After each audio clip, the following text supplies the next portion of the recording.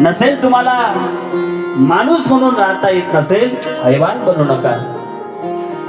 विचारलं मला एकाने, महाराज गावागावामध्ये रामायण झाली पाहिजे, काय आहे व रामायणामध्ये, काय फरक आहे रामायणाचा आणि महाभारताचा? ऐका गड्या, रामायण आणि महाभारत याच्यामध्ये हाच तर फरक आहे ना.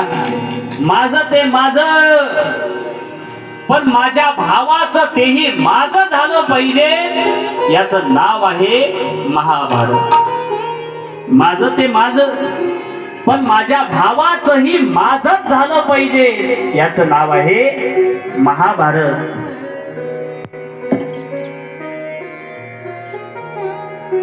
पण भावाचं ते भावाचं, पण माझं तेही भावाचं, या वृत्तीचं नाव आहे रामायण. रामायण भावाचं ते भावाचं, पण माझं जे आहे ना तेही भावाचंच, याला रामायण म्हणतात. रामायणाच्या आदर्शाची आज गरज आहे गड्या, गरज आहे. सीताजी माता गौरीजी मातेचं पूजन त्या ठिकाणी करते. गौरी माता प्रसन्न होते, आशीर्वाद दिला जातोय, सीता तुझी मनोकामना पूर्ण होईल. ज्यांच्या चरणी तुझं मन अनुरक्त झालंय ना, तोच वर तुला मिळेल. आनंद झालाय सीताजी मातेला. आणि सीताजी माता त्या ठिकाणी आता आपल्या महलामध्ये परत जाते. इकडे रामचंद्रजी लक्ष्मणा समवेत विश्वामित्रजी महाराजांकडे येत आहे. विश्वामित्रजी महाराज रामचंद्रजींना विचारतात, राघव उशीर झाला, का उशीर झालाय? रामचंद्रजी सांगतात, मुनी वाटिकेमध्ये गेलो होतो, आणि त्या वाटिकेमध्ये गेलो असताना जनकजी बाबांची मुलगी आहे, दिसायला सुंदर आहे, तिचं नाव सीता. आणि सीतेला पाहता पाहता कधी उशीर झाला मुनी कळलं नाही, कळलं नाही. काय अंतःकरण शुद्धता आहे माझ्या राघवाची. उगाच माझ्या राघवाला मर्यादा पुरुषोत्तम म्हटल्या जात नाही गड्या.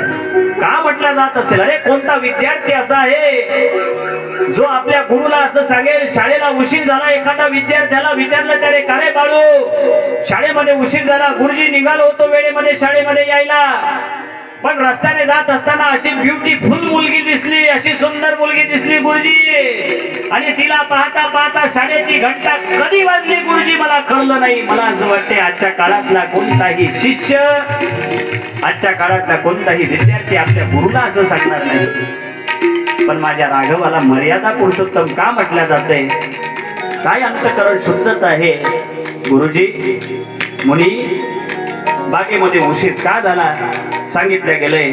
विश्वामित्रजी मुनी हसायला लागतात, राघवा कल्याण होईल तुझा आशीर्वाद बाळा. हे रामा,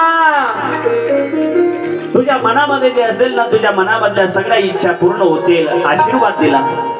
बघा आशीर्वाद हा न मागता मिळत असतो. आशीर्वाद आणि आश्वासन शब्द दोन आहे. जे मागितल्यानंतर मिळतं त्याला म्हणतात आश्वासन, आणि न मागता मिळत असतो त्याचं नाव आशीर्वाद. रामचंद्रजींना आशीर्वाद दिला जातोय. आणि आता धनुष्य भंग करण्याची वेळ अगदी जवळ. जनकजी महाराज शतानंदजी महाराजांना पाठवताय, तिघांनाही यज्ञ मंडपामध्ये, त्या ठिकाणी यज्ञ मंडप पाहण्याकरता निमंत्रण दिले जाते. आणि आता रामप्रभू विश्वामित्रजी मुनींसमवेत यज्ञ मंडपाच्या दिशेने जाऊ लागतात. यज्ञ मंडपामध्ये रामप्रभूंनी प्रवेश केला. ज्याची जशी भावना असेल तशी प्रभूंची मूर्ती त्याला दिसायला लागली. विद्वान लोकांना विराट वेशामध्ये प्रभू दिसायला लागले. कपटी लोकांना त्यांचा प्रत्यक्ष काल रामप्रभू दिसायला लागले. बघा सीताजींच्या स्वयंवरामध्ये दोन गट आहे, राजांचा दोन गट आहे. एक पृथ्वीपती आहे जे सीताजीला पाहता बरोबर आपली मुलगी मानतात, पण दुसरे जे राजे आहेत ना ते गर्वाने फुगले. काळ जरी आमच्याशी युद्ध करायला आला तरी सीतेसाठी आम्ही त्या काळाला युद्धामध्ये हरवू, अशी भाषा ते बोलताय. आणि सुअवसर पाहून जनकजी महाराज त्या ठिकाणी सीताजी मातेला देखील यज्ञ मंडपामध्ये बोलावताय. आणि सीताजी माता देखील आपल्या हातामध्ये सुंदर अशी पुष्पमाला घेऊन त्या मंडपामध्ये येऊ लागते. कशी दिसते आमची माता बाबाजी वर्णन करतात. चले संगले सखी सयाने गावत गीत मनोहर बाणी